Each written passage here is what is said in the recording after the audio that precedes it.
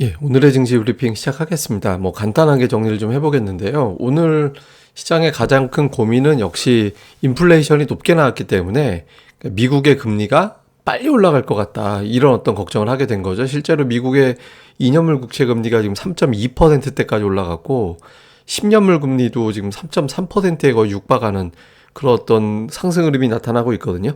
금리가 계속 올라간다라는 거는 그만큼 기업들은 이자 비용이 세지는 거고, 이자 비용이 세지면 들어가는 비용이 많이 들어가니까 이제 이익은 줄어드는 그런 상태가 되는 거죠. 여기에 대한 어떤 부담이 좀 있었을 거고, 또 그러니까 연준도 세게 금리를 올릴 수밖에 없다. 이렇게 되면서 이게 이제 올해 12월에 미국의 기준금리가 어느 정도 될 거냐라는 걸 나타내는 건데, 지난주까지는 2.75에서 3.0 이쪽이 많았거든요. 그게 확률적으로는 한 50% 육박했었어요. 근데 지금은 그렇게 보는 사람들은 5%도 안 되고, 가장 많이 몰려있는 게 3.25에서 3.5, 그 다음이 3.5에서 3.75. 그러니까 남은 FOMC 회의가 5번밖에 없거든요.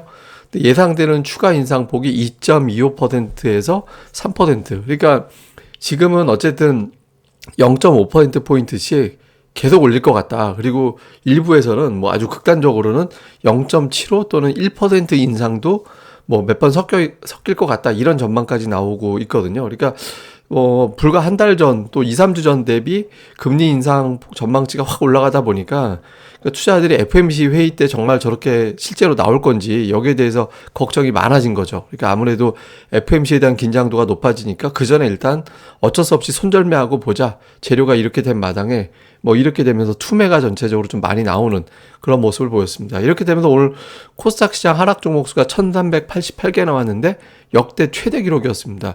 역대 2위가 이제 2022년 2월 24일이었는데 역대 보면 대체로 하락 종목 수가 많이 나온 날은, 투매가 나온 날은 한 달 후에는 주가가 이제 올라가는 그런 경향을 보이긴 했었거든요. 근데 이제 이번에도 또 딱 그렇게 될지는 알 수는 없는데 어쨌든 투매가 굉장히 세게 나왔고, 이 기간 동안 낙폭도 제일 센 거는 이제 2020년 그때 코로나 터졌을 때 11%나 지수가 폭락한 적이 있었죠. 근데 그때를 빼고 나서 보면, 그 하루를 빼고 나서 보면 그 해 이제 3월에 또 7% 빠진 적이 있었고, 이게 거의 한 탑 5 안에 들어갈 정도의 어떤 낙폭이 크게 나온 거였거든요. 그래서 투매가 정말 대단한 투매, 대단한 투매가 나왔던 하루였다. 근데 이제 한 달 후에 평균 보면 이런 투매가 나오고 나면 한 달 후에 보통 평균적으로 한 5% 정도 올라갔는데, 이제 이게 이제 저점이 될지는 좀 이후에 좀 봐야겠죠.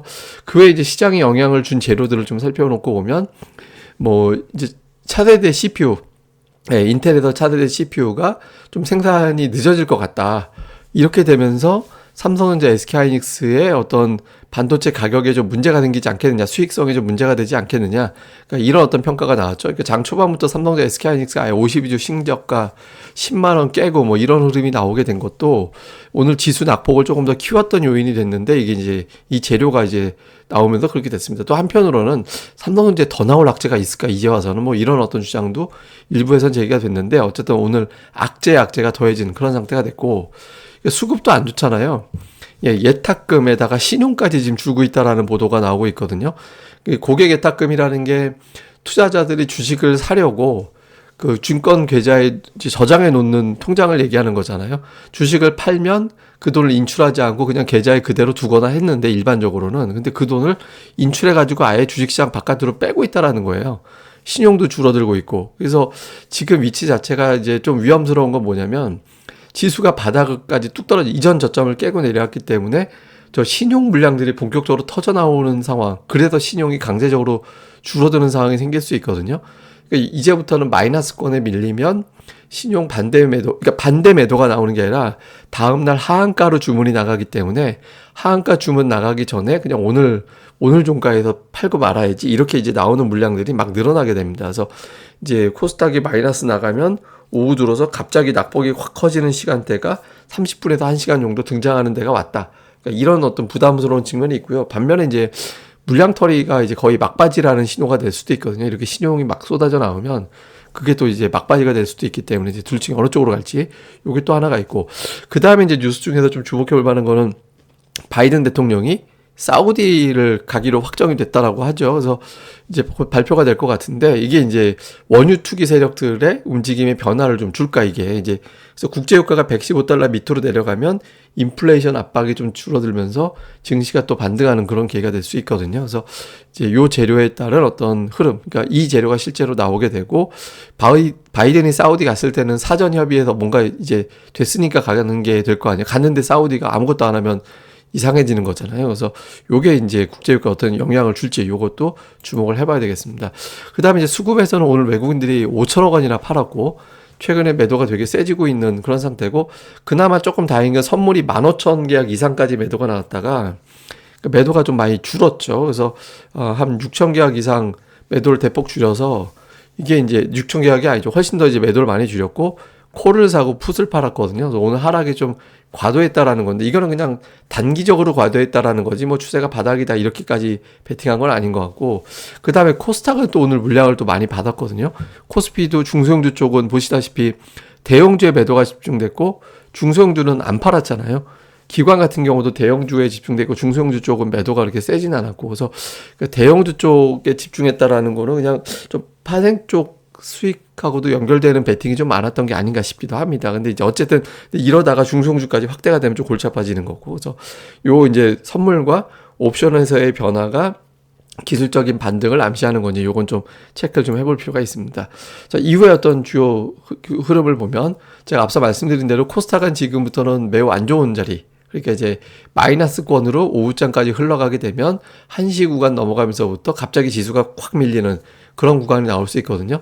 그러니까 코스닥이 오전에 마이너스권에 머문다. 그러면 이제 그때는 조금 매수를 미루는 그런 형태로 대응해야 되는 상황이 생기는 거죠. 그러니까 이제 오전에 아예 플러스로 돌려버리면 이제 바닥인가 하고 매수가 확 붙을 수 있는데 어설프게 마이너스가 되면 낙폭이 커지는 그런 흐름이 나올 수 있겠고요. 그 다음에 이제 반전의 실마리는 연준과 사우디. 한동안 이제 중국에서 이제 제공을 했는데 연준과 사우디가 이번 주에는 중요하겠죠. 이게 제가 팟캐스트에서 그런 표현 들었잖아요. 이게 본의 아니게 자해공갈단 같이 금융시장, 주식시장이 돼버렸다. 이게 나 이제 삐뚤어질 거야. 그러면서 막 땅바닥에 들어 넣어가지고 나를 밟고 가라, 쏘고 가라, 막 이런 상황이 돼버린 거예요.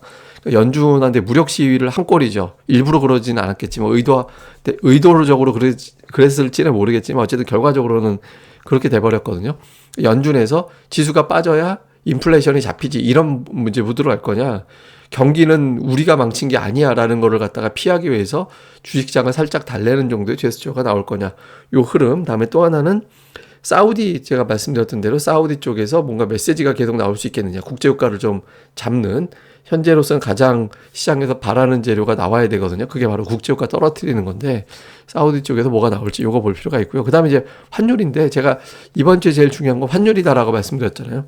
1288원에서 이제 살짝 고점 맞고 밀렸거든요.